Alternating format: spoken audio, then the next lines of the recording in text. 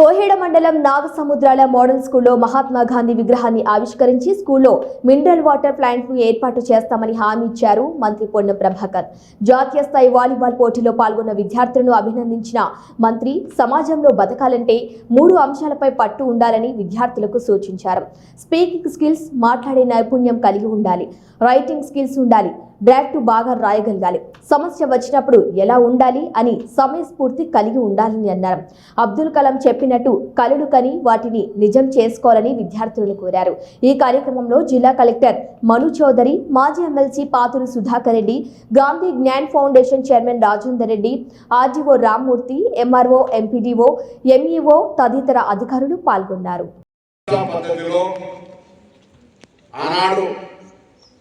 స్వాతంత్ర పోరాటానికి చేయవలసినటువంటి అన్ని రకాల ఎదుటివాడే వీళ్ళ నిరసనకు హింస లేకుండా జరుగుతున్న నిరసన చూసి భయపడి మన దేశాన్ని మనకి ఇచ్చుకోలేకపోయే విధంగా ఉద్యమాన్ని నడిపినటువంటి మనం మహాత్మా గాంధీ గారి బాబూజీ గారు పిలుచుకునేటువంటి వారి విగ్రహాన్ని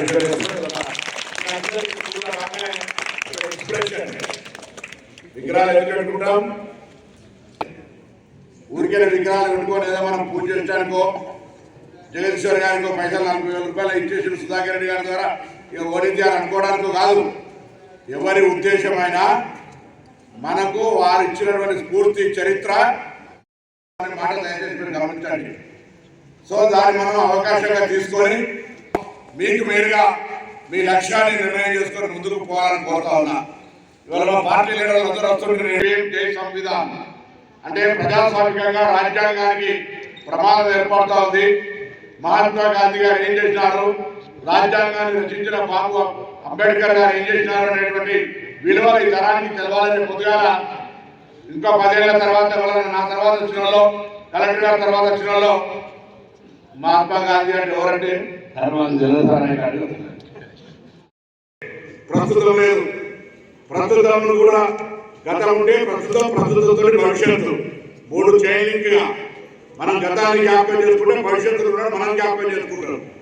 వారు దయచేసి ఎలా ప్రజాస్వామ్యం అంటే ఏంది, మనం గాంధీ గారి యొక్క చరిత్ర ఏంది, లేదా వివిధ రంగాల్లో ఉన్నటువంటి వాళ్ళ యొక్క ప్రాధాన్యత ఏంది, ఇవన్నీ చదువుకుంటూ ముందుకు పోవాల్సిన అవసరం ఉంది. కష్టాలు ఉన్నాయి, ఇంటికాల తల్లిదండ్రులు చాలా కష్టపడి ఇక్కడ పంపుతున్నారు. ఇది పార్లమెంట్ సభ్యులప్పుడు మహారాష్ట్ర స్కూల్లో కరీంనగర్ పార్లమెంట్లో 31 మండలాల నుండి 29 మోడల్ స్కూల్స్ తీసుకొచ్చిన వాడు. ఈ మోడల్ స్కూల్స్ లో అనేక మంది మాట్లాడుతున్నాం. మీరు ఆన్లైన్ స్కూల్ రూపురేఖలు మారుతాయి.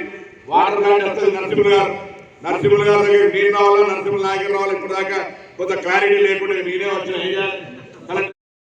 అప్పుడు పరిష్కారంగా ఉంది. ప్రజాస్వామ్యంగా ప్రొటెక్షన్ అయితే హక్కున్నది.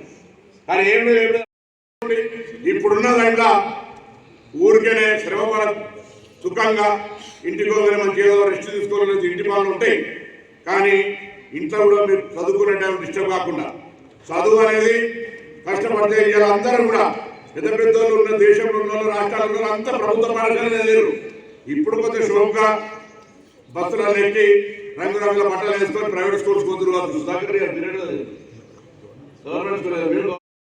ప్రజాస్వామ్యము, రాజ్యాంగము, మహాత్మా గాంధీ గారి చరిత్ర, స్వతంత్ర పోరాటము, తెలంగాణ రాష్ట్ర ఏర్పాటు, భవిష్యత్తు ఏ విధంగా మనం అభివృద్ధి కావాలి, తెలంగాణలో గుర్తింపబడినటువంటి పౌరులుగా ఏ విధంగా మన బాధ్యతలు ఎదగాలి అనేటువంటి ఆలోచనకు రావాలని మీ పాఠశాల రాగానే గాంధీ గారి బొమ్మ చూసుకొని ఇప్పటి నుంచి కొంత మార్పు నేర్చుకోవాలనే తపన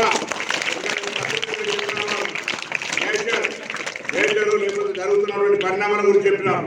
కానీ సోషల్ నాలెడ్జ్, సామాజిక స్పృహ, జరుగుతున్న పరిణామాల పట్ల ప్రతిదీ కూడా మీకు ఐడియా ఉండాలి ఏం జరుగుతుందని.